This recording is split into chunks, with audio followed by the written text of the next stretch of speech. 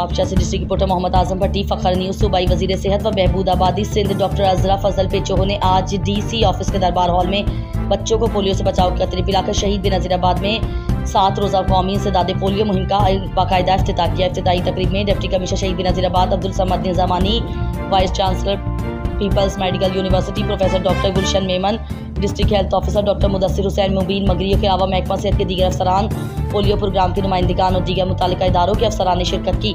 इस मौके पर सूबाई वजीर सेहत डॉक्टर अजरा फजल पेचो ने कहा कि पोलियो का खात्मा हुकूमत सिंध की अव्वलीन तरजीहात में शामिल है।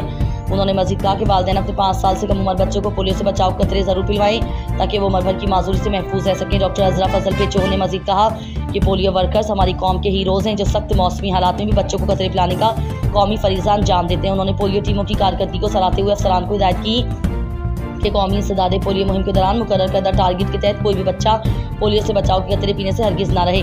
सूबाई वजीर सेहत ने तमाम अफसरान को खबरदार करते हुए कहा कि कौमी इंसदाद पोलियो मुहिम के दौरान बेहतर कारकर्दगी का मुजाहरा न करने वाले अफसरान के खिलाफ महकमा जाती कार्रवाई की जाएगी। इसलिए तमाम अफसरान मुहिम को कामयाब बनाने के लिए तमाम वसाइल बरोए कार लाएँ।